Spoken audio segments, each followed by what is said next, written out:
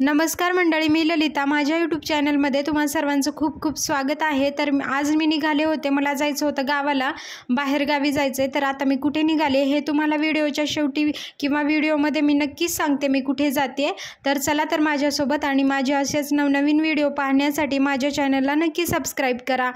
तर पुण्यातून मी निघाली आत्ता, म्हणजे मी जिथे पुण्यामध्ये राहते तिथून मला जायचं होतं वल्लभनगर बस स्टॉपला, आणि इथून जाण्यासाठी माझ्या इथून तिथे पोहोचण्यासाठी 20-25 मिनटं तरी वेळ लागतोच बस स्टॉपला जाण्यासाठी. म्हणून मी रिक्षा केली आणि रिक्षाने मला जायचं होतं वल्लभनगर बस स्टॉपला, कारण तिथून मला पुढे जाण्यासाठी बस होती 7:30 वाजताची. म्हटलं तिथून पुढे जाण्यासाठी डायरेक्ट बस आहे, तर मला वेळेमध्येच पोहोचायचं होतं. आणि माझ्यासोबत प्रवासाला होत्या अजून 2 सत्संगमधल्या काकू होत्या. आम्ही निघालो होतो, तर त्या माझा वेट करत होत्या मोरवाडी चौकामध्ये. तिथून आम्हाला वल्लभनगर बस स्टॉपला जायचं आहे. तर मी आत्ता निघाले होते पिंपरीकडे जाण्यासाठी, शगुन चौक. आणि तिथे आता सध्या बाहेर शॉपिंगसाठी वगैरे आता गौरी गणपतीसुद्धा येत आहेत, तर खूप सगळी गर्दी असते वाहनांची. त्यामुळे इथे सुद्धा जाताना थोडासा वेळ लागला, आणि लोकांची वाहनांची खूप सगळी गर्दी होती. संध्याकाळ आहे तर थोडंसं तर ट्रॅफिक असणारच. मग मला इथून जाण्यासाठी वेळ झाला होता, आणि माझी 7:30 वाजताची बस होती. त्यामुळे मला सारखा काकूंचा वगैरे फोन येत होता की लवकर ये, आपली बस नको जायला, कारण दुसरी बस खूप वेळानंतर आहे, किंवा चौकशी करायची आहे किंवा नाही, त्यामुळे खूप लवकर पोहोचायचं होतं. मी आले आहे आत्ता शगुन चौकामध्ये, तुम्ही बघू शकता. आणि इथे बघा वाहनांची वगैरे खूप सगळी गर्दी आहे इथे, आणि संध्याकाळची वेळ असल्यामुळे शगुन चौकामध्येच अशी शॉपिंगसाठी गर्दी असतेच. आणि आत्ता गौरी गणपती जवळ आले तर शॉपिंगसाठी लोक हे बाहेर पडतातच, त्यामुळे खूप सगळी गर्दी असते, वाहनांची गर्दी होती. त्यामुळे मला लवकर जायचं होतं. मी रिक्षा बुक केली होती, आणि बघा इथे सुद्धा वाहनांची गर्दी आहे. मग आमच्यासोबत दुसऱ्या अजून 2 काकू होत्या, त्याही एक काकू तिथे जाऊन वेट करत होत्या, आणि दुसऱ्या काकू अजून निघाल्याच होत्या त्या. तर मला पोहोचायचं होतं लवकरात लवकर मोरवाडी चौक. आमच्या इथून तिथे जाण्यासाठी वेळ लागतो, मोरवाडी चौकापर्यंत सुद्धा जायला 15 ते 20 मिनटं लागतं, आणि तिथून पुढे वल्लभनगर जायला 10 मिनटाचा रस्ता आहे. तिथून रिक्षाने वगैरे आपल्याला पटकन रिक्षा भेटतात. जे मेट्रो स्टेशन आहे तिथून आपल्याला जावं लागतं वल्लभनगर. तर मग मी जात होते. आता मी शगुन चौकामध्येच आहे, कारण इथे लोकांची गर्दी आहे, आणि वाहनांची सुद्धा संध्याकाळच्या याच्यामुळे बघा तुम्ही शॉपिंगचं जे काही आहे ते सुद्धा खूप आलेले आहे तिथं गौरी गणपतीसाठी, जे काही सजावट वगैरे असतं.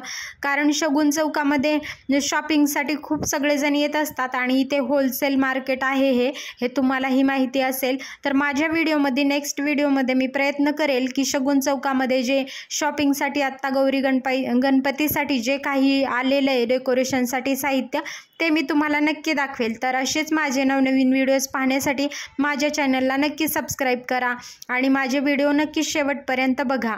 तर मी आत्ता पोहोचले आहे. हा आहे मोरवाडी चौक, म्हणजेच डॉक्टर बाबासाहेब आंबेडकर चौक, याला मोरवाडी चौकसुद्धा म्हणतात. तर मी इथे पोहोचले होते, आणि इथेच मी आल्यानंतर बघा एक मेट्रोसुद्धा जात होती. आता मग आम्हाला प्रवास करायचा होता ST महामंडळनी.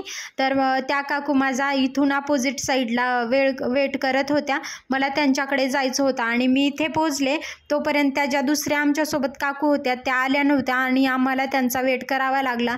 आणि मग आम्ही त्यांचा वेट करता खूप वेळ झाला, कारण आम्हाला त्यांचा वेट करत 7:15 वाजून गेले होते, आणि बस तर लवकरची होती, त्यामुळे लवकर पोहोचायचं होतं.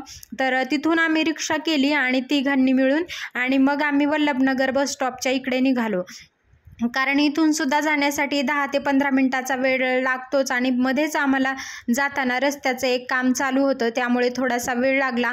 आणि मग आम्ही पोहोचलो होतो, इथे जायचं होतं आम्हाला वल्लभनगर बस स्टॉपच्या इथे. मग आम्ही निघालो होतो तिकडे जाण्यासाठी, आणि मग मी पोहोचले होते वल्लभनगर. हा बस स्टॉप आहे, आणि संध्याकाळचे म्हणजे 7:45 वगैरे होतच, 7:30च्या पुढे गेला होता टायमिंग, आणि बस असते कंप्लीट 7:30 वाजता. आम्हाला डाऊट म्हणजे वाटलं की बस गेली असेल की काय, आणि इथे येऊन थोडीशी चौकशी केली आमची बस गेली आहे की नाही.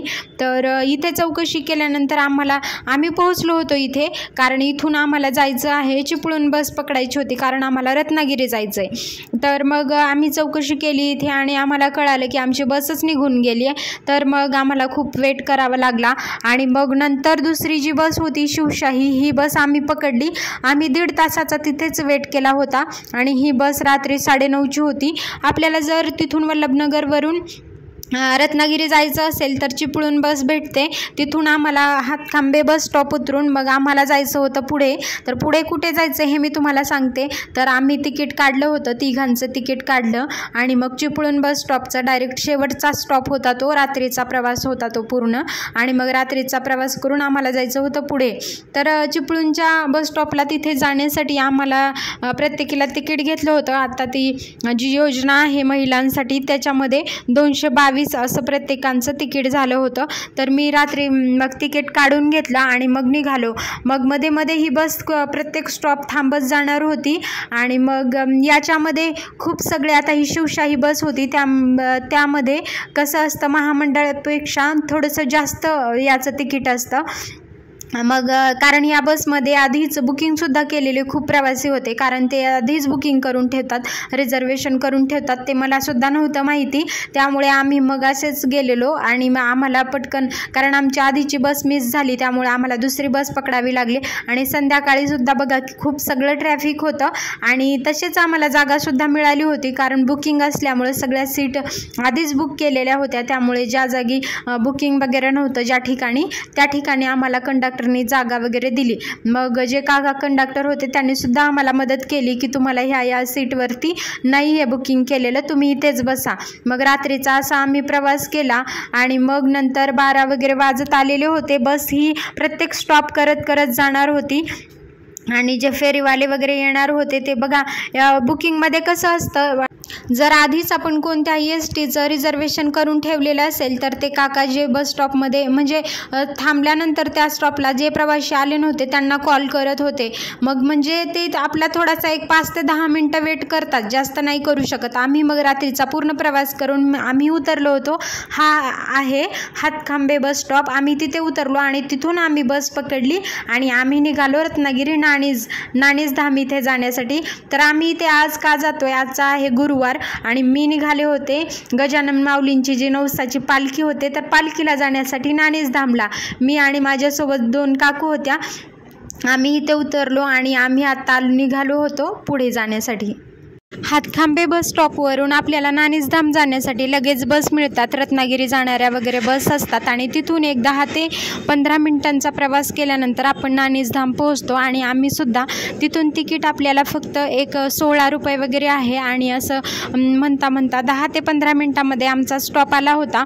आणि आजच ते गुरुवारची नवसाची पालखी आपल्या गुरुमाऊलींची, जगद्गुरुश्रींची, तर गजानन माऊलींची ही नवसाची पालखी आहे आणि या पालखीला मला जायचं होतं म्हणून मी आणि काकू निघालो आणि आम्ही पोहोचलो होतो. हा आहे आपला जुना मठ, तिथे समोर पोहोचलो आणि आता आम्ही बाजूलाच जिथे त्या काकू वगैरे होत्या तिथे पोहोचलो. तर आजचा असा व्हिडिओ होता प्रवासाचा.